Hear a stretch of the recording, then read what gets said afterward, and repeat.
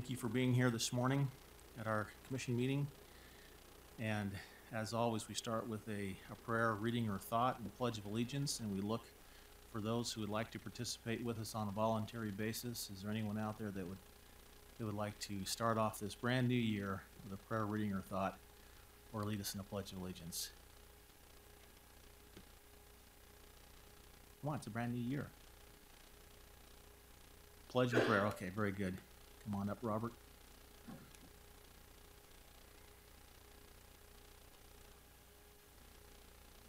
Father in heaven, we're thankful for this opportunity we have to be here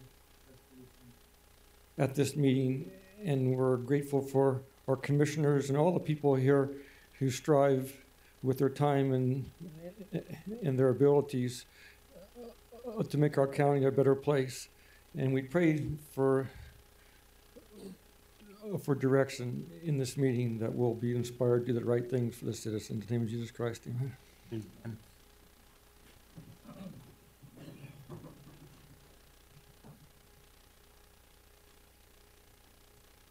Please join me in the pledge.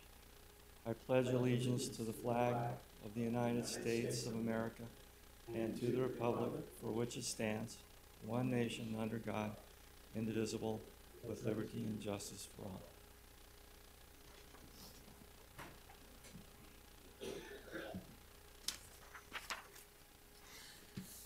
Thank you. Thanks for participating in that.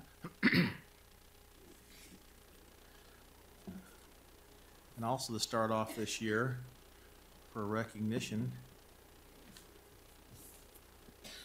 for our Employee of the Month, if Sherry Davis would come up.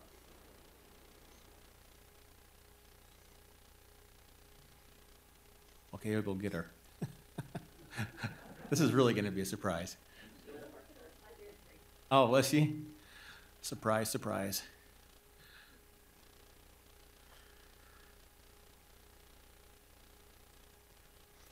Maybe what we'll do is let's build our agenda first, and then we'll do that after. Okay, so on our agenda, on our consent agenda, we have 15 items. And from those items, I think maybe for an explanation for 1 and 2, if we could pull that off, just have an explanation. Number 4, number 6. And then I did not have any documents on the 15 unless they were uploaded recently. Nope. They're still not on. So I would suggest that we strike number 15, if that's in agreement. Mm-hmm. Any others from consent? None for me. Okay, seeing none there, let's move on to our regular agenda. We'll assume that everything goes on consent except for what we're pulling off. On our regular agenda,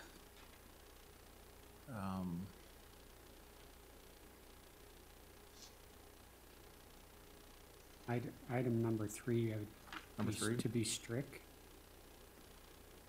to strike number Right. 3, Yep. and that's, There's still is there some some date issues that we're trying to resolve that we haven't got Okay. resolved there. strike number 3.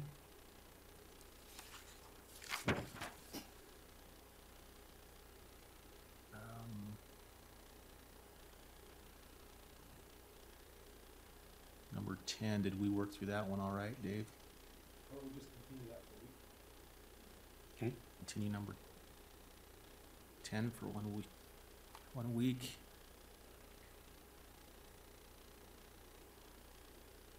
And then, of course, number 11. 11 would be a discussion item. Maybe just a public thanks to IHC for their generosity on number 5, but it does need to be held. Any others? Oh, okay.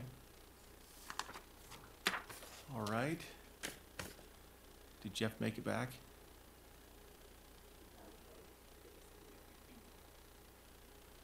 Okay.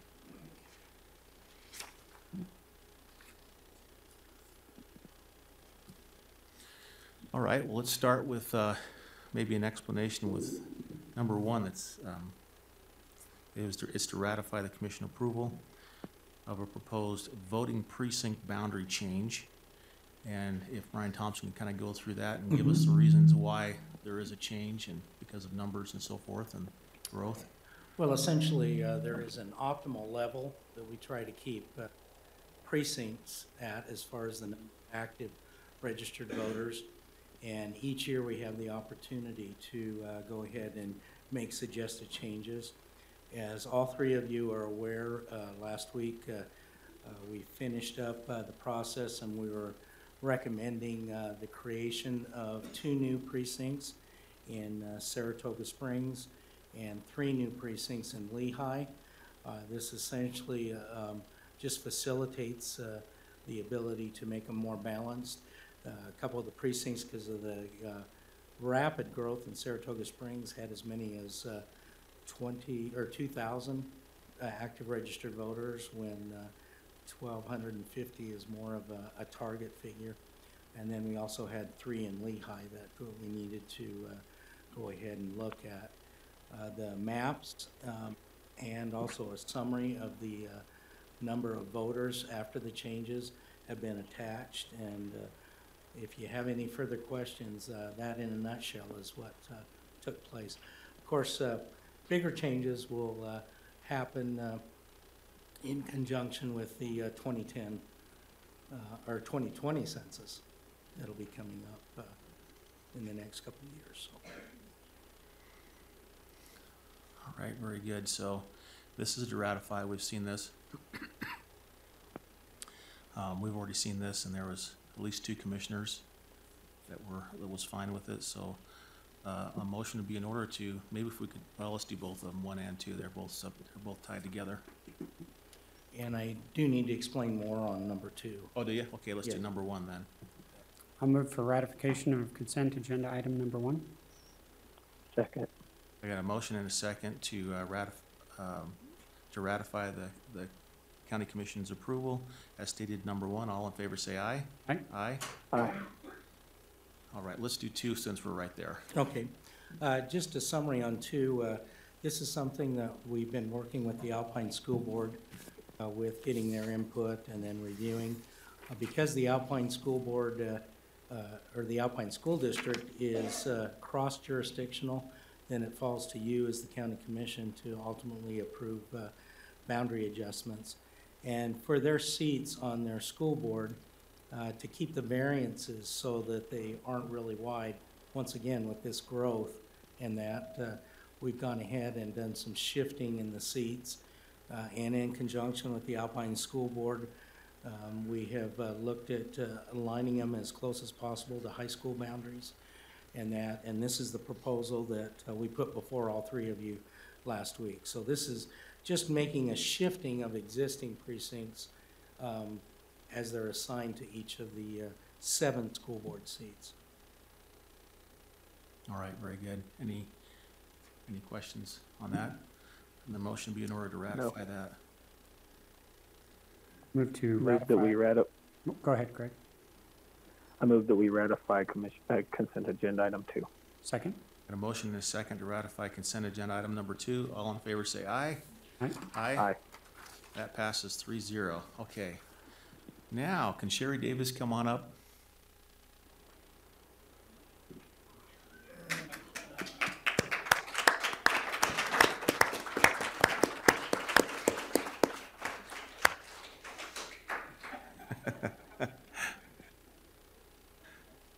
And don't worry, right here to the front on this. And then we'll give you time after to speak it as long as you'd like. But first I'm going to read a couple. There's a couple pages from those that you work with. And so I just picked out a couple. I'm going to read them. It says, I would like to nominate Sherry Davis for Employee of the Month. She has been a supervisor in the customer service department, affectionately referred to as the counterintelligence, for the past 2 years. She became supervisor at a time of mass retirement in our department, as 3 of our 4 employees retired within months of each other. She had to create a new team, train new people, and adjust to the sadness of 3 dear friends leaving for greener pastures. She has succeeded in uniting us and is striving to train us to be intelligent, in quotes, as her predecessors. And another one here, it says, Sherry Davis has been at the county in the recorder's office for around 15 years and started out as a 1,000-hour employee. Now she is a supervisor for the customer service area of the recorder's office. She has a lot of knowledge just from working in the area that only she or few others know about, such as looking up old documents and maps requested by customers for various reasons. These documents, in some cases, can help the customers in legal proceedings or for their personal use. This knowledge and expertise is very much valued by the residents of Utah County and others doing the research. Many times, customers leave our office with gratitude for her ability to find a needle in a haystack type scenario. So, as the Employee of the Month, thank you. Thanks for all you do. And there's obviously a lot of people in your office that think very highly of you. So thank you for what you do. And if you'd like to come up, well, we'll give you a chance to speak after, but we've got some things here. Come on up here.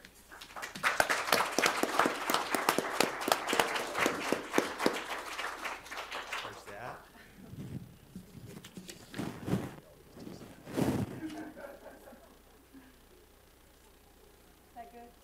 Let's shake your hands. We gotta shake your hand. It's official. Congratulations. Here's your chance. All right, thank you. Thanks for coming.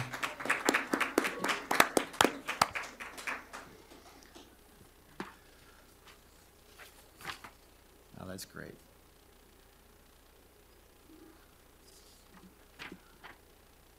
Okay, moving on to number 4.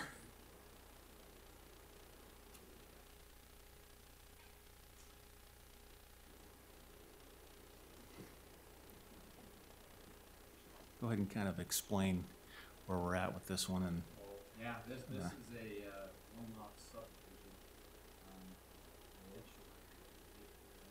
Requirements necessary for plat approval on this one, so. I think this is fantastic. I figured that we probably had to have some sort of findings with it to at least subject to, and so that's the reason why I pulled it off. I do have one question, and I Sure. don't know, and this is just a general question for my information. It has down here on the application that it's an application for a large-scale development, Yes, but yet this is a minor subdivision, and yet we changed that. Is this, are we in the process, is this a template that we're just gonna use all the time? And Large-scale development's an antiquated term. Well, I guess you could say it's an antiquated term. It needs to go away.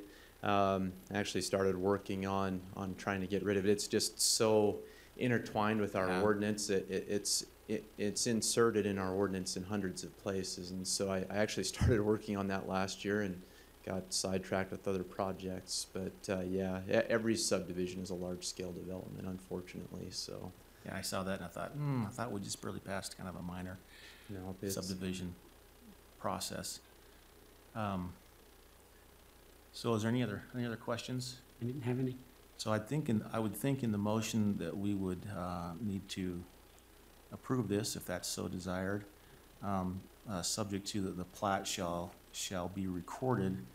The plat shall not be recorded until the developer has executed a subdivision improvement and warranty agreement, and that the greenbelt taxes or rollback taxes are paid. Is that correct? correct. Yes, the rollback, all of the conditions. Yeah, There's 6 or so yeah. of them. There's 6 of them, they're all in the staff report. Yep,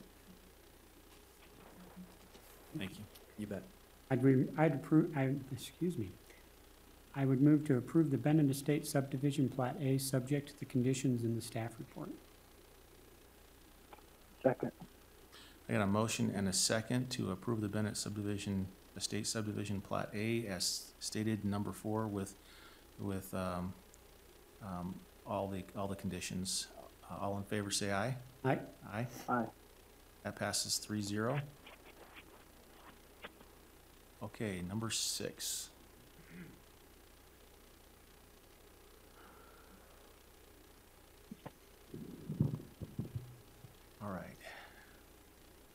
you're well aware, I usually go down through change orders and question them. I got a couple questions on this one.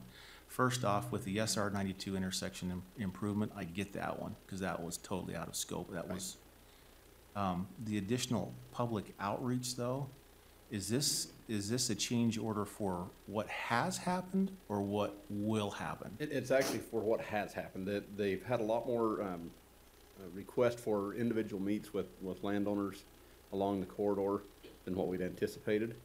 So it's taken a lot more time than what they had planned in the scope that was put forward to us when PEC proposed on the project. So they are requesting that they have expended much more time than they had originally anticipated with the individual landowners along the corridor. Yeah. I'm not really a fan of after the fact, Yep. because we have no control after the fact. Yep. Does this then come out of the 10% contingency fund For the that project, MAG sets aside? Yeah. it can. It's right now it would just come out of the project monies, and then the 10% would come in at the end if we need that to finish out the project. So we wouldn't tap into the 10% right now because we're only a small fraction of the total project monies that are available. The 10% would come in at the end if we need that to finish out construction. And then the other one that's on there is the potholes, which is tied in with utility improvements. It's yes and no. There's a portion of the roadway that is being excavated down for reconstruction. What we found is there's a fiber optic duct bank. It's in the old clay tile duct bank that's out there that we need to know exactly what depth that is so we don't disturb that as we're doing the road work. There are some utilities that will go in with Pleasant Grove City that will affect as well. But that's the primary reason for it, is that we'll actually excavate down about 2.5 or 3 feet on the road in some places. We don't want to get into that duct bank. Okay, so you found that this was in there, this duct bank was in Right. there? We- So this we- was an unknown at the Correct. time that they were, Yep. And okay, as we've met with CenturyLink, they brought that to our attention, and we don't have the depth or the actual location of where that is, so okay. that's where That that makes comes into sense. place. So. That makes sense if we didn't know that was before there. And it turns out to be $80,000, $80,430 Correct. in the way of additional change orders there. Okay, We will have a subsequent change order that'll come in the next couple of weeks with utility work that the cities are asking for in the design. We didn't put it in with this one because we want the interlocal agreements to come with that. So that should happen in a couple of weeks, but that'll just be pass-through money.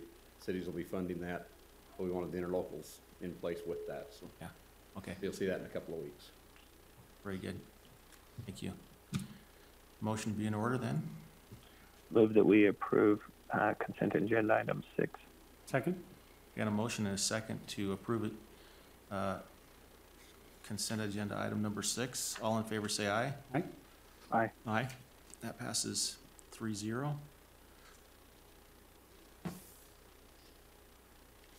Let's see, we have nothing there, we struck that one. Continue that, we're down to number 11, right? Is that correct? Yes. Okay, number 11 is to elect a chair and vice chair of the Board of County Commissioners for this year, to serve until replaced, which will be in the future. And I would assume the reason why I put this one at the end, if anybody's questioning that, is because I know that sometimes staff they have a question when it's coming up to this, what name do we put on this, for this meeting? And so I thought if we put it at the end and it becomes effective after the meeting, then they can go ahead and get the paperwork taken care of, and it allows for a little easier transition. So, here we are. Is there a motion?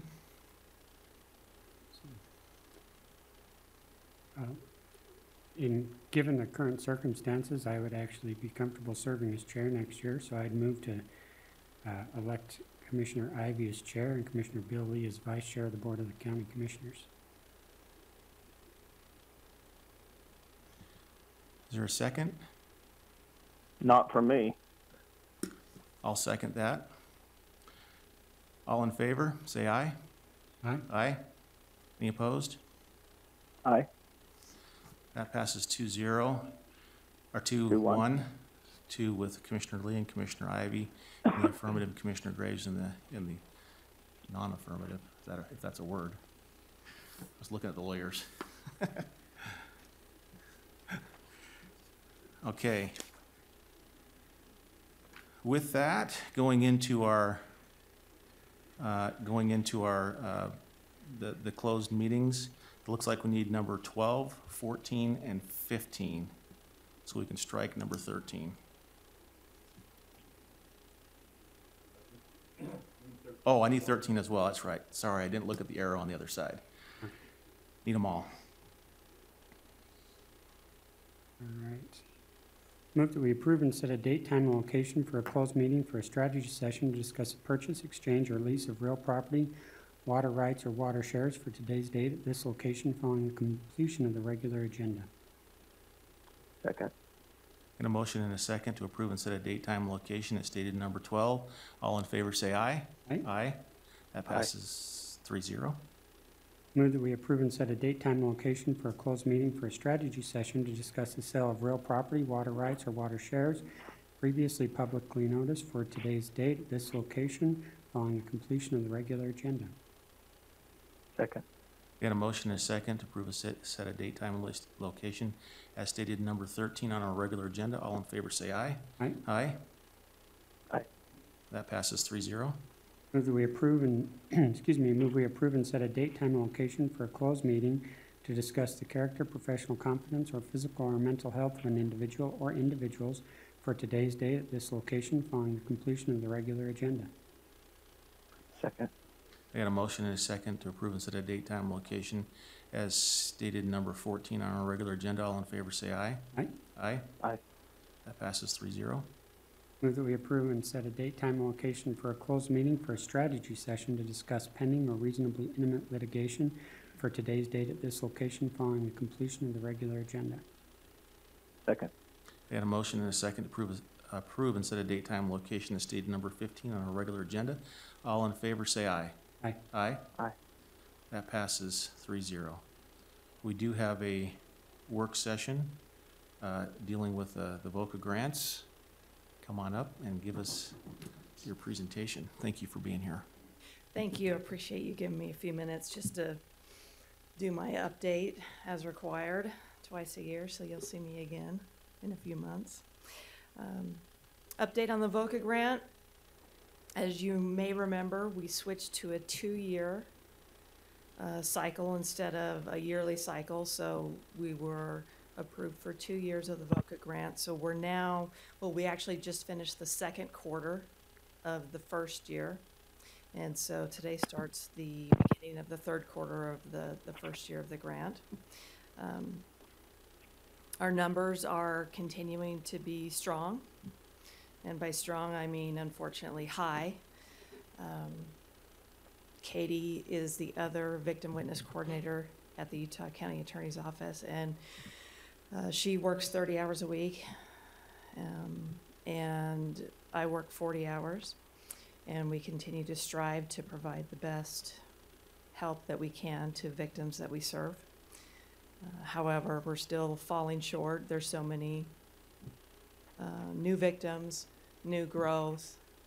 I was listening to the change in the precincts because of the growth.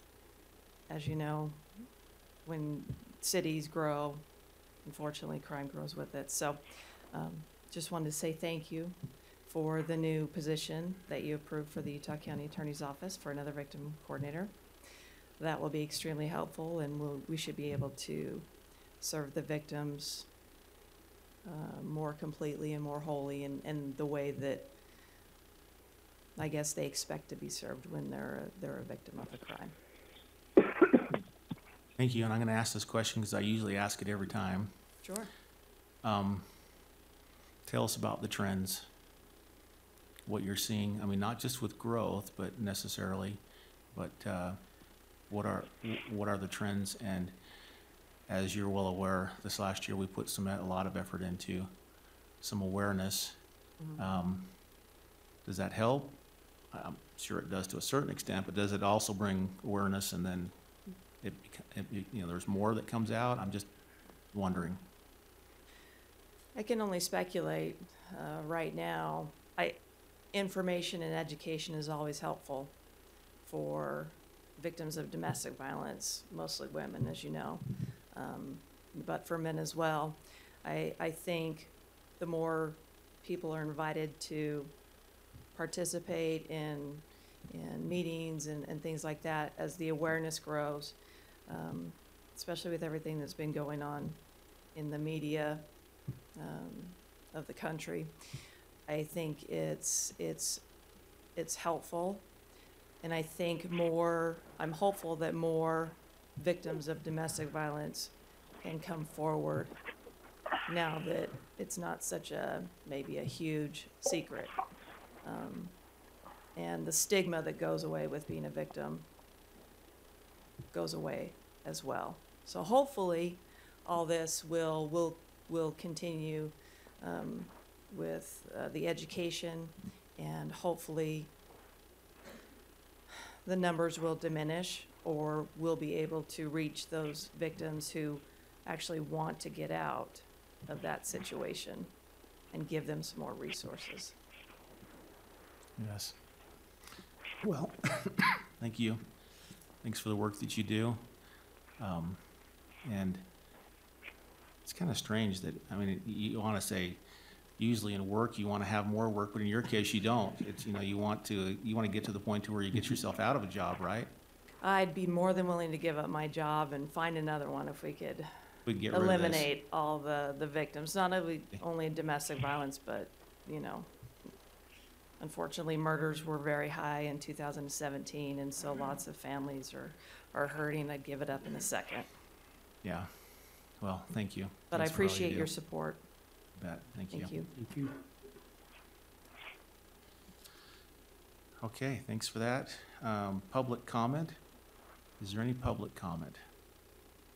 If you have some public comment, come on up.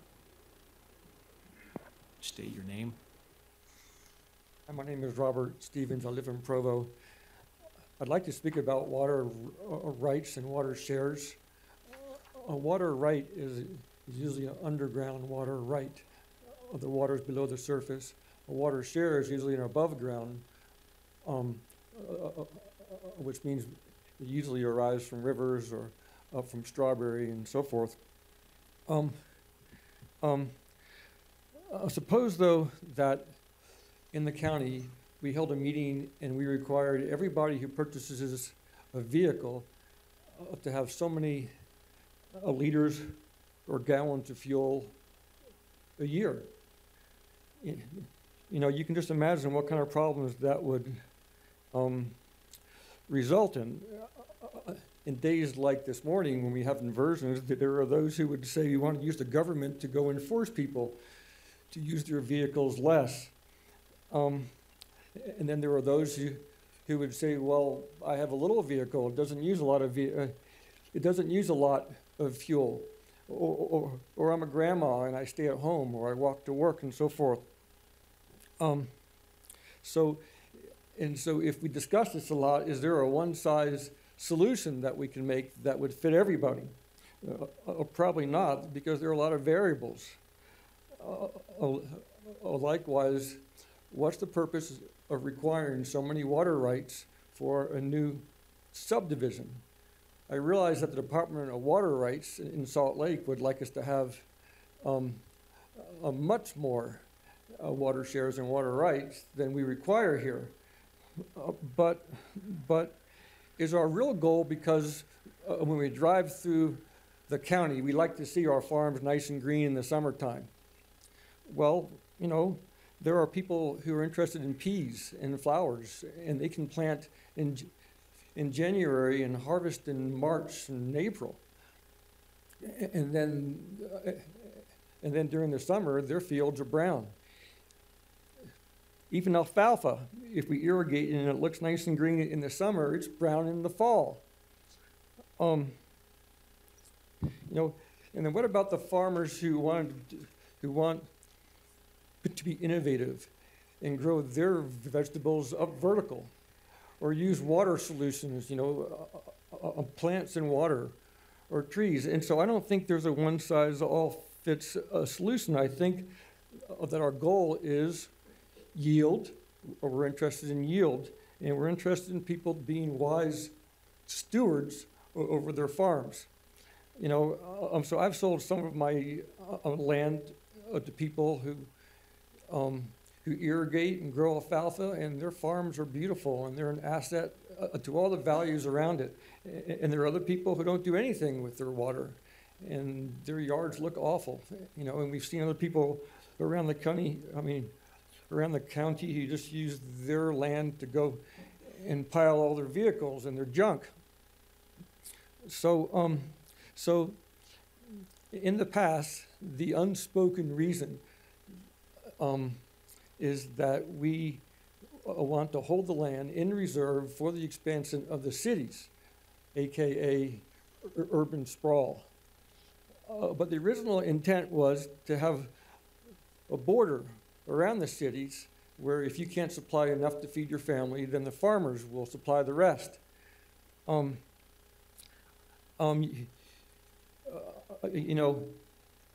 could even have a sheet of plastic under all my farm, and I could irrigate and catch the water at the end and recycle it, reclaim my water. I can modify my wastewater treatment system and reuse a lot of that water for my farming. I'm not so sure if it makes sense to have a one-size-fits-all, and then to establish exceptions for situations where the ground is at a certain slope or so forth. I think it makes more sense to go focus on yield and water reclamation and water reuse. Thank you very much. All right, thank you. All right, any other public comment? Okay, seeing none, we'll move into our closed meetings. Thank you for being here.